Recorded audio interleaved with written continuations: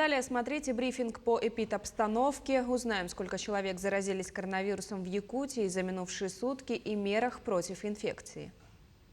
Добрый день, уважаемые жители республики. На сегодняшний день, по данным Роспотребнадзора, выявлено 816 новых случаев коронавирусной инфекции. Из них в городе Якутске 24%, в районах республики 76%. Из числа вновь выявленных госпитализировано в стационаре 70 человек. Это составляет 8,6%. На 5 марта в стационарах получают лечение 10% от тех лиц, которые выявлены с новой коронавирусной инфекцией. В амбулаторных условиях 89,6%.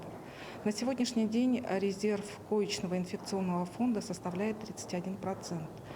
За сутки выздоровели 156 человек.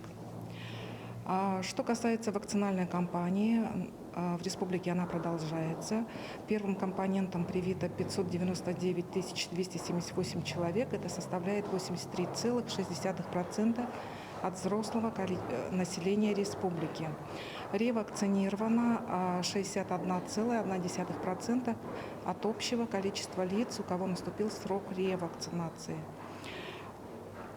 Подростковой вакцины вакцинированы дети с 12 до 17 лет. Их количество в республике составляет 357 подростков. Напоминаю, что повторная вакцинация, ревакцинация проводится через 6 месяцев. Переболевшие лица также через 6 месяцев после выздоровления могут получить вакцинацию против новой коронавирусной инфекции. Уважаемые жители республики, приглашаем вас в прививочные кабинеты пройти ревакцинацию. Это был брифинг по эпидобстановке в регионе, ну а мы идем далее и переходим к выпуску новостей. Вот его темы. Власти Якутии отменили QR-коды для входа в общественные места. В поселке Усть-Мая приступили к строительству больничного комплекса. День народного мастера отмечают сегодня в Якутии. Мероприятия приурочены к Году культурного наследия народов России и столетию образования ЯССР. Президент Владимир Путин подписал закон об уголовной ответственности за дезинформацию о деятельности вооруженных сил России. Ранее документ приняла Госдума и одобрил Совет Федерации. Изменения вносят в Уголовный кодекс и статьи 31 и 151 Уголовно-процессуального кодекса. Наказуемым становится публичное распространение заведомо ложной информации об использовании вооруженных сил в целях защиты интересов России и ее граждан, поддержания мира и безопасности. За это теперь будет грозить штраф от 700 тысяч до 1,5 миллиона рублей или лишение свободы на срок до 3 лет.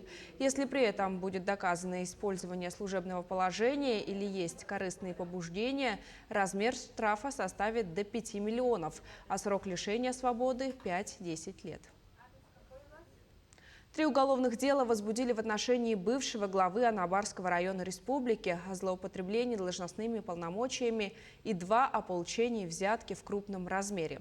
Установлено, что он в конце декабря прошлого года дал незаконное указание выплатить себе и нескольким руководителям из районной администрации по 3 миллиона рублей каждому, всего 18 миллионов рублей.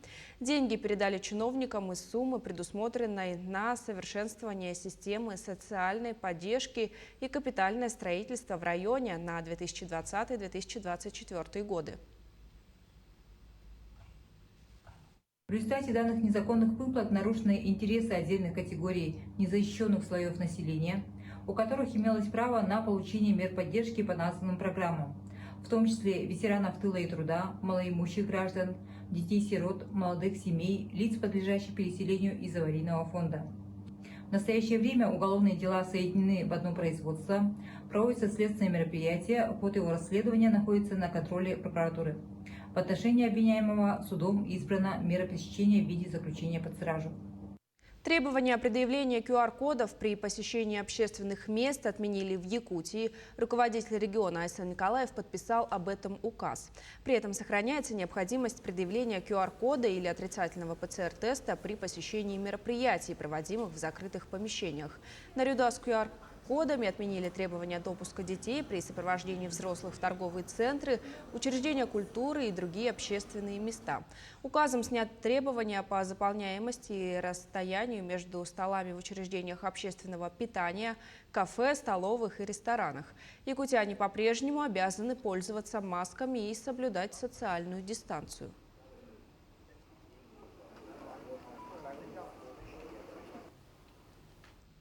Народные мастера Якутии вышли на шествие в честь праздника. Они в национальных костюмах якутских, русских и коренных малочисленных народов Севера прошли от Дома культуры имени Кулаковского до площади Орджоникидзе.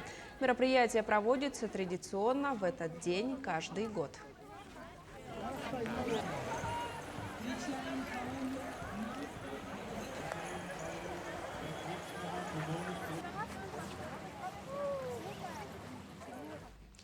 Айслан Николаев поздравляет якутян с Днем народного мастера и открытием Года культурного наследия народов России в республике. Глава отметил, что испокон веков земля Ланхо славится истинными самородками, кузнецами, ювелирами, косторезами, резчиками по дереву, мастерицами, рукодельницами, певцами, таюксутами и аланхасутами. Наша задача – передать это умение, мастерство будущим поколениям, потому что культурное наследие – это богатство, историческое достояние, особый код наших народов, путь к раскрытию потенциала человека, к творческому созидательному труду, источнику благополучия и счастья в жизни. Порядка 125 семей с 5 детьми в этом году получат жилищную субсидию. Для этих целей при корректировке бюджета должно быть предусмотрено около 500 миллионов рублей. Об этом в ходе прямого эфира в социальных сетях рассказала замминистра труда и социального развития Елена Теплякова. Она сообщила, что очередь на жилищную субсидию двигается исходя из тех средств, которые предусмотрены в бюджете. На текущий год было предусмотрено 200 миллионов рублей. Дополнительно в рамках уточнения в бюджете должно быть выделено еще 300 миллионов рублей. По поручению главы этот вопрос под контролем.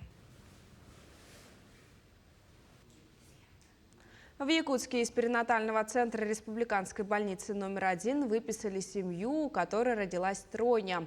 Варвара и Клим Васильевы стали родителями 2 мальчиков и 1 девочки. Торжественную церемонию посетила наша съемочная группа.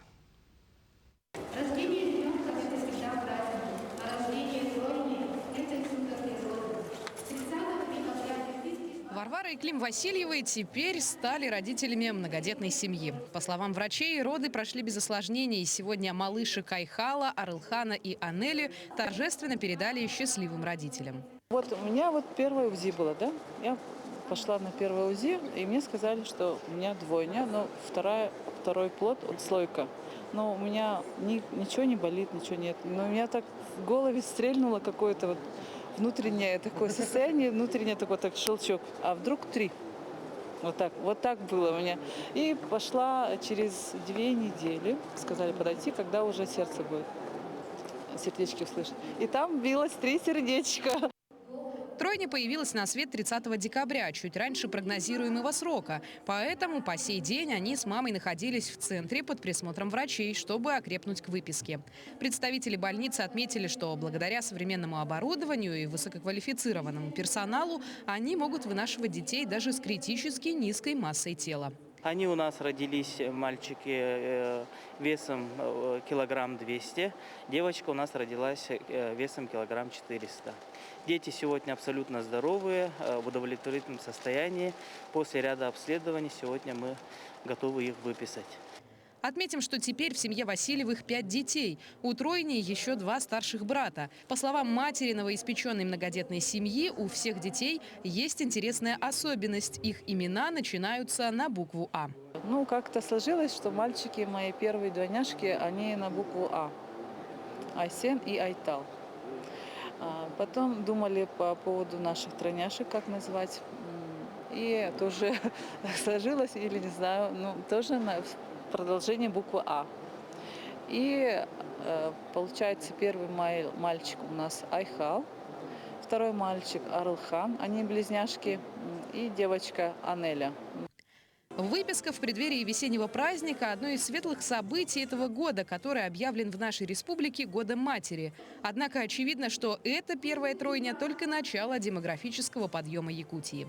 Надежда Саханская, Григорий Николаев, Якутск. В рамках программы «Модернизация первичного звена здравоохранения» в поселке Усть-Мая, Якутии началось строительство больничного комплекса.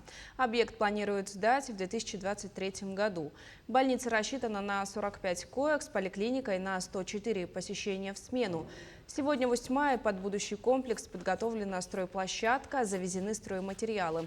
Завершены работы по сносу старых зданий и осуществлен вынос сетей теплотрассы по временной схеме. Установлено более 300 свай. На стройке задействовано 20 человек. Стройготовность объекта составляет 7,5%.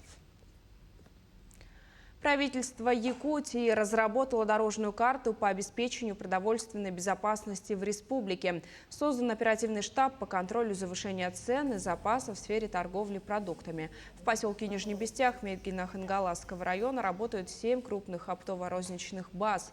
Там в эти дни наблюдается приток покупателей. Население оптом закупается необходимыми товарами и продуктами. В данных магазинах на сегодняшний день дефицита продовольственных и потребительских товаров не намечается. Цены мы предварительно прогнозируем, что увеличится на 10%. Это зависит от увеличения цены поставщиков данных товаров извне региона Республики Саха-Якутия. В Саха-театре создадут условия для зрителей с ограничениями зрения. Там прошла встреча с представителями Республиканской библиотеки для слепых, где обсуждены вопросы распространения новой социальной услуги для людей с проблемами по зрению и тифлокомментирования. Данная технология помогает им в полной мере насладиться театральными постановками, обеспечивая многообразие художественного творчества и культурных инноваций. Первый спектакль выпустят в 4-м квартале этого года. В дальнейшем данное направление работы театра может быть расширено при поддержке грантовых средств. Сегодня в Покровске стартовал турнир по борьбе Хапсагая Ханалас Хапсагая. Участие в традиционных соревнованиях принимают ведущие борцы Якутии, а также спортсмены из Монголии, Тывы и Бурятии. Призовой фонд турнира составляет 3 миллиона рублей. Схватки решающей стадии в прямом эфире покажет национальная вещательная компания «Саха». Трансляция первого соревновательного дня начнется сегодня в 14:30 на телеканалах НВК «Саха», «Мамонт», а также на YouTube-канале компании. Трансляция второго дня начнется также в 14:30. К этому часу у меня вся информация. Наши корреспонденты следят за развитием событий.